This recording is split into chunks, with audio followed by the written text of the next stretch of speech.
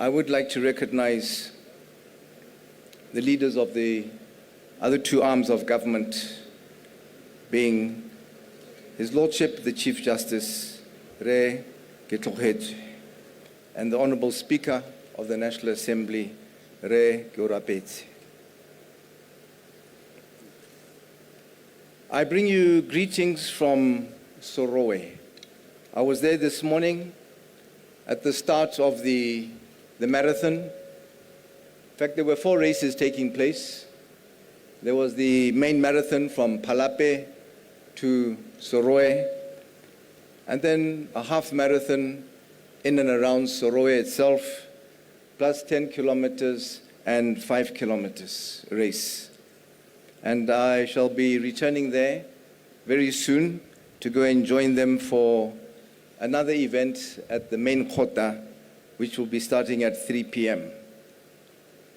It was interesting watching that video. I saw former cabinet ministers, amongst them Daniel Gwelahobe, who is probably the only survivor, if I'm not mistaken, from that period. Minister Mohaso, I want to tell you something Gwelahobe said about yourselves. Onari, and I hope I'm not misquoting him. He said the day the opposition win an election in Botswana will be the day donkeys have horns. So ever since the 30th of October, I've been looking at every single donkey to see where the horns are. And I tend to go back to him and ask him what went wrong. Today, we gather with pride, gratitude, and solemn reflection as we commemorate this day, a day dedicated to honoring the life and legacy of our founding president, Sir Seretse Khama. I remember that this day was announced by His Excellency President Masire when he attended an event in Sorowe at the unveiling of another statue of my father. Also present on that occasion was Charles Njonjo, who had traveled all the way from Kenya to be with us for the event. And it was Charles Njonjo who called on the government and President Masire, who announced on behalf of the government that there would be a day honoring Sir Seretse Khama. Charles Njonjo, as some of you may know, was a long life friend of my father's. They'd met at college in the UK, and he was very, very supportive of my father during the tribulations he went through during the period when my father and my mother were to be married, and the resistance that they encountered. I was honored to have been invited to Charles Njonjo's 100th birthday in the year 2020. Of course, now he has departed. May his soul rest in peace. Born on July the 21st, 1921, my father was not just the rightful heir to the Bangwato chieftaincy, but a man whose wisdom, courage, and unwavering commitment to justice laid the foundation for the peaceful and democratic nation that we call our home. His story is one of principle and perseverance. Despite immense personal and political challenges, including being in exile, colonial resistance, and social prejudice, my father remained steadfast in his belief in equality, unity, and freedom. His marriage to Lady Ruth Khama, my mother, was not just a personal act of love, but a powerful symbol of defiance against racial discrimination and a beacon of hope for a more inclusive world. And then, as we all know, in 1966, as Botswana gained independence, he became our first president. And under his leadership, I believe Botswana transformed from one of the poorest countries in the world into a model of stability, good governance, and economic development. His legacy lives on in the institutions he built, the values he championed, and the peace he preserved. And today, as in many other countries in this globe, we face new challenges, be they economic, social, or environmental. We must remember the examples that were set. He taught us that progress is only possible when we work together, put our people first, and remain guided by integrity and vision. To go back a little in time, there's yet another statue representing one of my family here in this capital, with two other Dikhosi, Sibele and Batweng.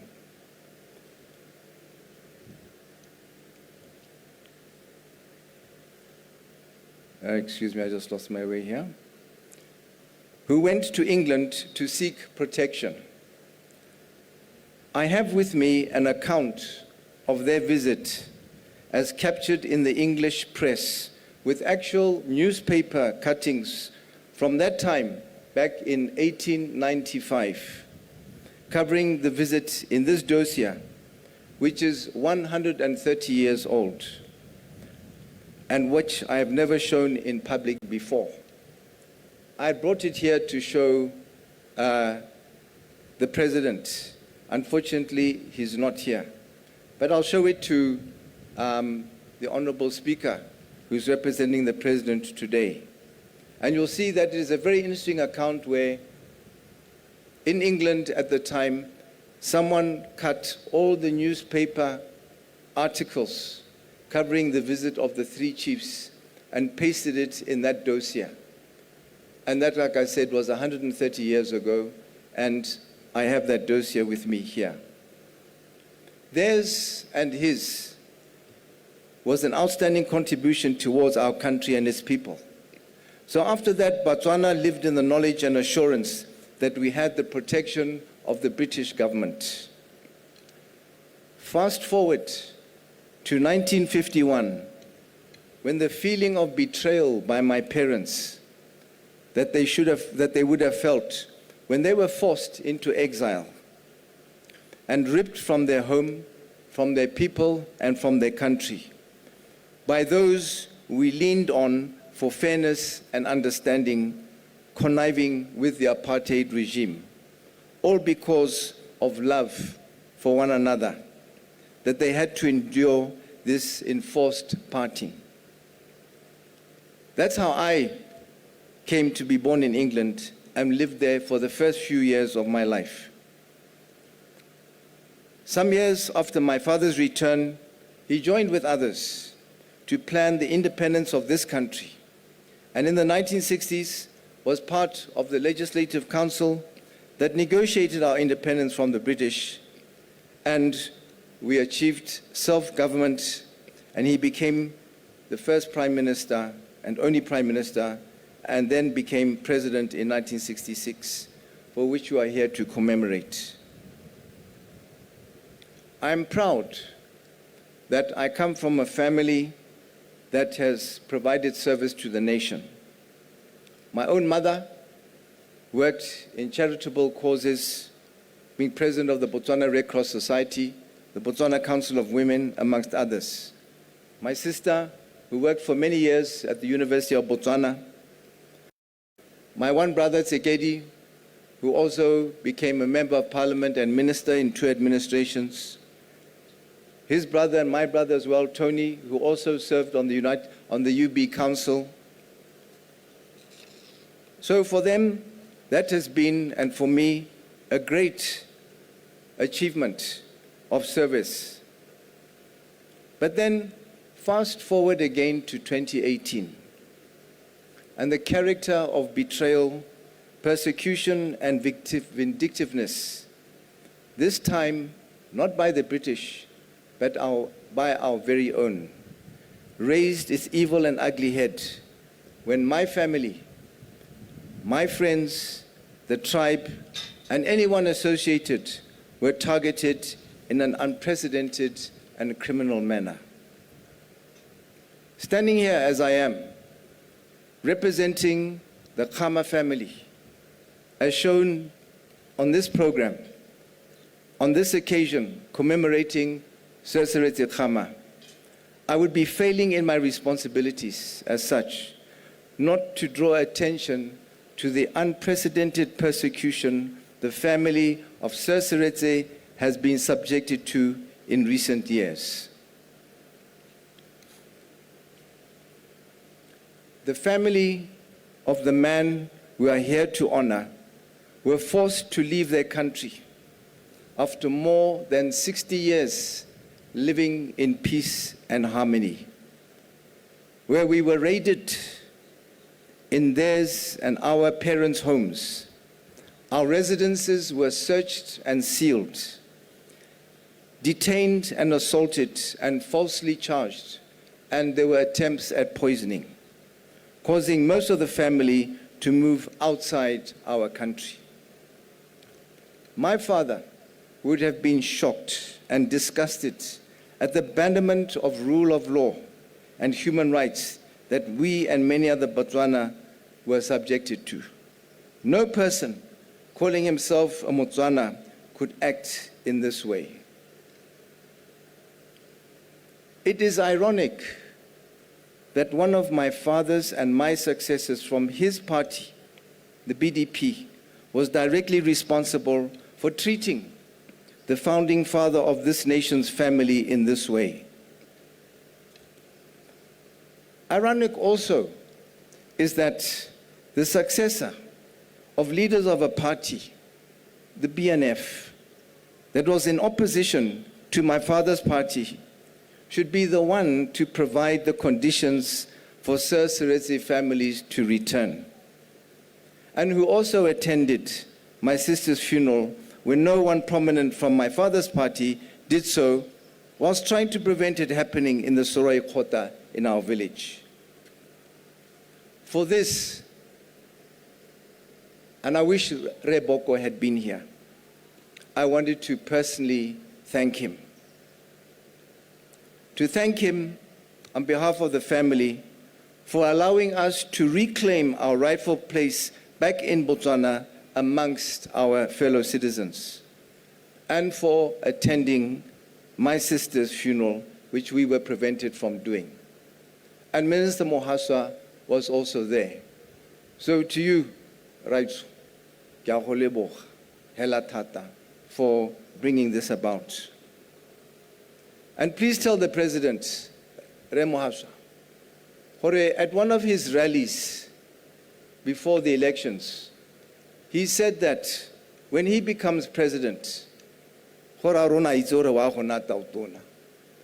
he would come and collect me in OK1 in South Africa and bring me back to Botswana. But I came back before he could do that. So a flight in OK1 at some stage. I also wish to thank again all those who supported us inside and outside our country during those challenging times. I stand here in the shadow of the statue of my father and that of my grandfather, not to ask for accolades or praise or gratitude or thanks for our service. All we ask for is justice for everyone, not just for us, as provided for in our Constitution and what we are entitled to. Let this day be more than a tribute. Let it be a reminder of our responsibility to build on my father's legacy. Let us continue to promote unity, to uphold democracy, and commit ourselves to service just as he did. May his memory continue to inspire us, and may Botswana forever honor the legacy that we have embraced. And I bring on behalf of the celebrations that are taking place in Soroi our gratitude to the government for their contributions and support for the events taking place there in Soroi. And to you, specifically, Minister Mohaswa, I would like to thank you for your guidance, your support, and your facilitation. I thank you all for your attention.